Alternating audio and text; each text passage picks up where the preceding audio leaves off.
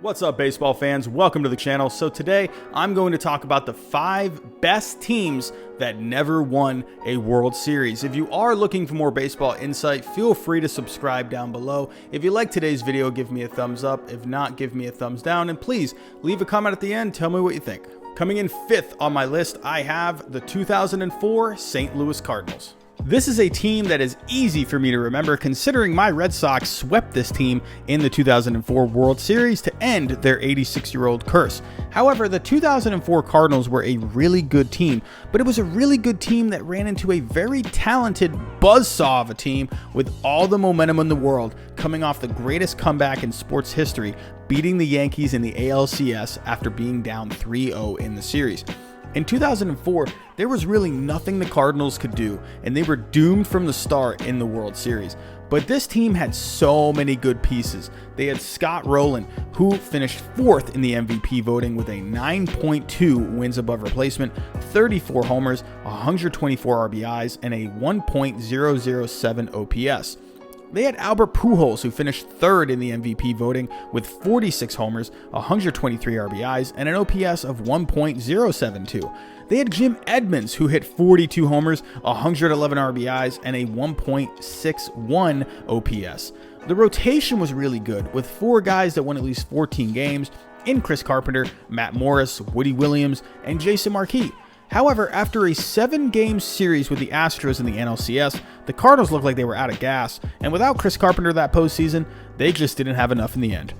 Coming in at number 4 on my list, I have the 1996 Atlanta Braves. The first thing to come to mind with the 1996 Braves was the pitching. John Smoltz, Greg Maddux, and Tom Glavine. Smoltz won the Cy Young that year with 24 wins, a 2.94 ERA, and 276 strikeouts in 253 innings pitched. Greg Maddux came in 5th in the Cy Young voting, winning 15 games along with a 2.77 ERA, and Tom Glavine also won 15 games with an ERA of 2.98. All 3 were all-stars and arguably the best trio in a rotation of all time. And then you look at the offense, and that was really good too. 3 guys in Fred McGriff, Javi Lopez, and Marquise Grissom hit at least 20 homers, and 2 guys in Chipper Jones, who was 4th in MVP voting that year, and Ryan Klesko hit at least 30 home runs. Then you look at the bullpen, and that was a solid group, with closer Mark Wohlers saving 39 games. In the World Series, they went up against the Yankees, and I'm not saying this because I'm a Red Sox fan, but while the Yankees had some good pieces that year, the Braves had clearly better talent. Jeter was a rookie, Rivera wasn't even the team's closer yet, and they really only had one great starting pitcher in Andy Pettitte. In the end, I think the Braves were just too top-heavy, and the Yankees had a bit more balance from top to bottom, but I still think the 1996 Braves are one of the biggest disappointments of all time. Coming in at number 3 on my list, I have the 1906 Chicago Cubs. Yes, this team played over 100 years ago, but holy crap, this was a good team. They had 2 20-game winners in Mordecai Brown, who won 26 games with a 1.04 ERA, Jack Feister, who won 20 games with a 1.58 ERA, and they also had Ed Raubach, who won 19 games with a 1.65 ERA, and Carl Lundgren, who won 17 games with a 2.21 ERA. I mean, what a starting rotation.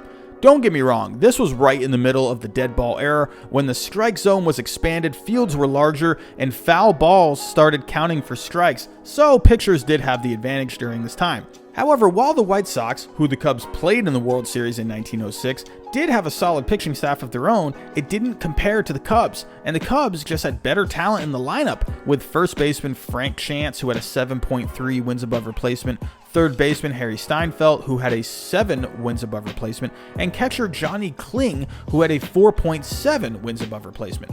To put it in perspective, the White Sox only had 3 players with a WAR above 3, while the Cubs had 7.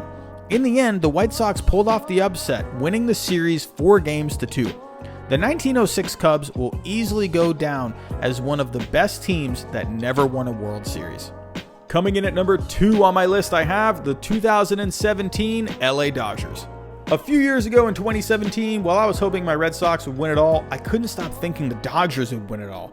They had Clayton Kershaw, who won 18 games with a 2.31 ERA, and 3 solid guys behind him that won at least 12 games in Alex Wood, Rich Hill, and Kenta Maeda, but they also traded for Yu Darvish at the trade deadline. They had a really good lineup with Rookie of the Year Cody Bellinger, who hit 39 homers and 97 RBIs, and 5 other guys that hit at least 20 homers in Justin Turner, Corey Seager, Yasiel Puig, Chris Taylor, and Yasmani Grandal. On top of this, the bullpen was really good, with Kelly Jansen leading the way with his 41 saves and a 1.32 ERA. After the Astros beat the Dodgers in an amazing World Series that went 7 games, people viewed this team as a huge disappointment. However, this past offseason, it was revealed that the Astros had been cheating with the use of sign stealing via the use of a camera and banging on trash cans. In my opinion, the 2017 Dodgers are the World Series champions in my heart and are one of the best teams that never won the World Series. And coming in at number 1 on my list, I have the 2001 Seattle Mariners. The 2001 Seattle Mariners tied the Major League record of 116 wins set by the 1906 Cubs, and it was no coincidence. This was a really good team, even with Alex Rodriguez and Ken Griffey Jr. both departing before the season. They led in runs scored and runs allowed. They had 4 guys with at least a wins above replacement of 5 in Brett Boone, Ichiro, Mike Cameron, and John Olerud, and at least 6 guys with a WAR of 3 in Edgar Martinez, Freddie Garcia, Mark McLemore, Jamie Moyer, David Bell, and Carlos Guillen. This team basically struck gold because many of these players had arguably the best seasons of their career in this season. Ichiro hit 350 and stole 56 bases on his way to an MVP and Rookie of the Year. Brett Boone finished 3rd in MVP voting with 37 home runs and 141 RBIs. In the rotation, they had Freddie Garcia and Jamie Moyer, who were both Cy Young finalists, and 2 other 15-game winners in Aaron Seeley and Paul Abbott. To top it off, they had Kazuhiro Sasaki save 45 games out of the bullpen.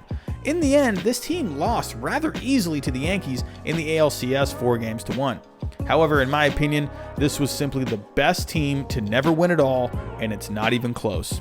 So that's my list. Tell me, who do you think are the best teams that never won a World Series? Tell me down below in the comments. That's all I have for today. Have a great day. I'll talk to you next time.